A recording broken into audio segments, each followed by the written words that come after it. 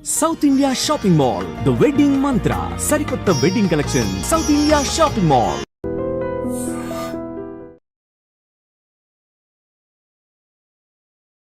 Insulin ఉత్పత్తి చేసేటువంటి pancreas గ్రంథి యాక్టివేట్ అవ్వడానికి ఎటువంటి ఆహార నియమాలు పాటించాలి, ఎటువంటి వ్యాయామాలు అవసరం, ఎటువంటి జీవన విధానాన్ని అలవర్చుకుంటే మంచిది అనే అంశాల గురించి మనతో మాట్లాడేందుకు ప్రముఖ న్యూట్రిషన్ స్పెషలిస్ట్ శ్రీలత గారు మనతో ఉన్నారు. శ్రీలత గారు నమస్తే అండి. నమస్కారం.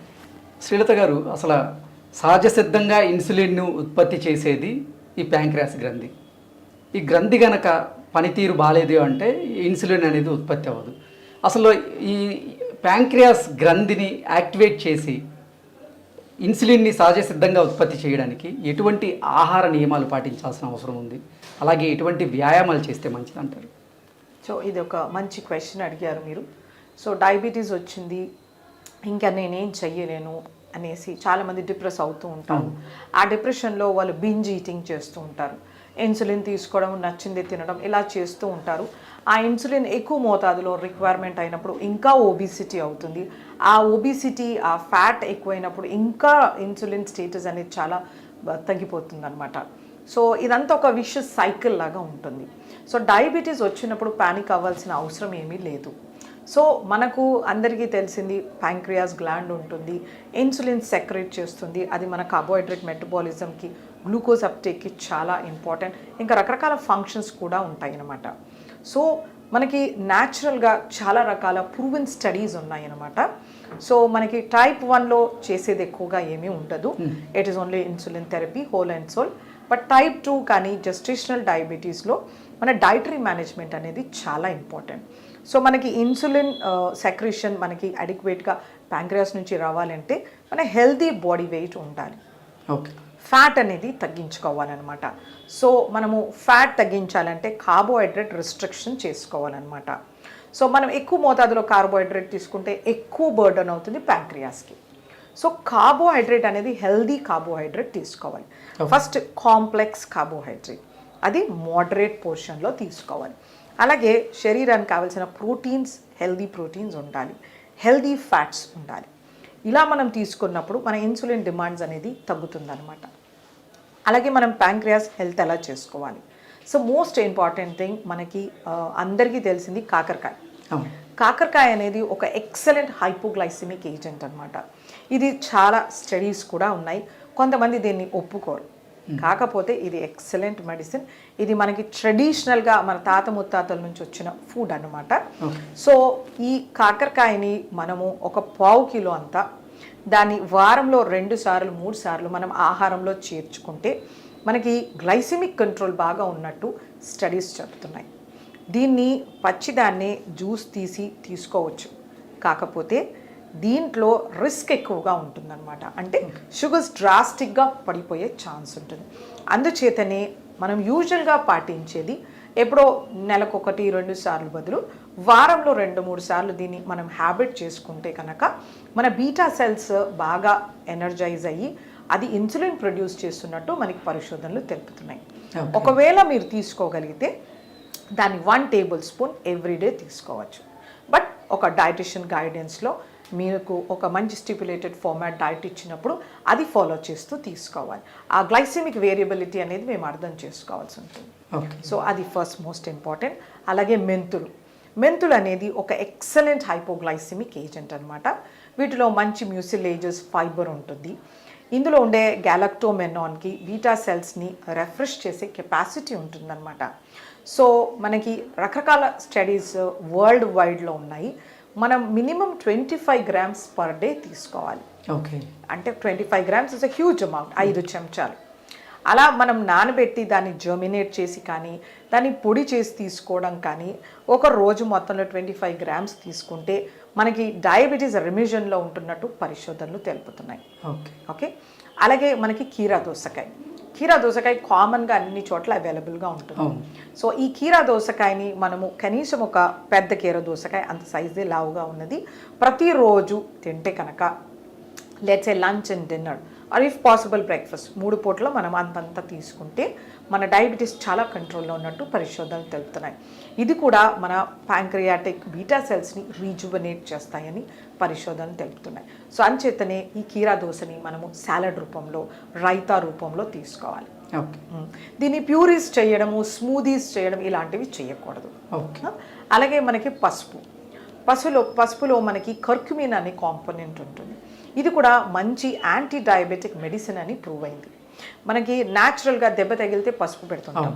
It has got very good antibiotic property.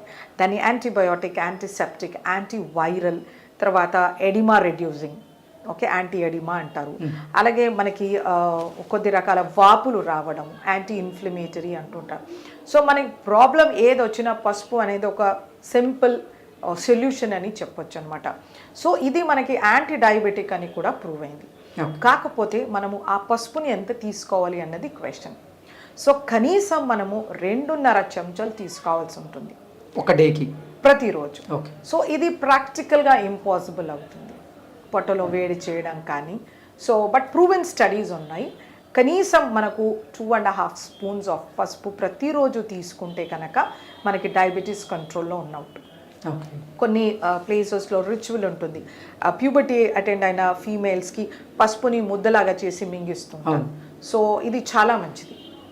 ఇలా చేయడం వలన వాళ్ళకి ఒబిసిటీ రాకూడదు, ప్యాంక్రియాటిక్ ఇష్యూస్ రాకూడదు అని ప్యూబర్టీ అటెండ్ అయిన ఫీమేల్స్కి ఇస్తూ ఉంటారనమాట. అలాగే పల్లెటూరులో కొంతమంది పిల్లలకి నుల్లి పురుగును ఉన్న వాళ్ళకి కూడా వీటిని చిన్న బాల్స్ లాగా చేసి మింగిస్తుంటారనమాట. సో వీటిలో ఉండే మల్టిపుల్ హెల్త్ బెనిఫిట్స్, అందులో డయాబెటిక్, యాంటీ డయాబెటిక్ ప్రాపర్టీ ఒకటి అనమాట. సో అలాగే మనకి దాల్చీని చెక్క ఉంటుంది. దాల్చీని చెక్కలో కూడా యాంటీ డయాబెటిక్ ప్రాపర్టీస్ ప్రూవ్ అయి ఉన్నాయి అనమాట. ఇది మనము కనీసం 2 గ్రాముల పొడి ప్రతిరోజు నీళ్ళలో కలుపుకొని తీసుకోవాలి. సో ఇలా పరిగడుపున తీసుకోవడం వలన మనకి డయాబెటీస్ చాలా కంట్రోల్ అవుతుంది. మన ప్యాంక్రియాటిక్ ఫంక్షన్ అనేది ఇంప్రూవ్ అవుతుంది అనమాట. సో ఇలా మనకి రకరకాల పరిశోధనల వలన తెలిసింది ఇది.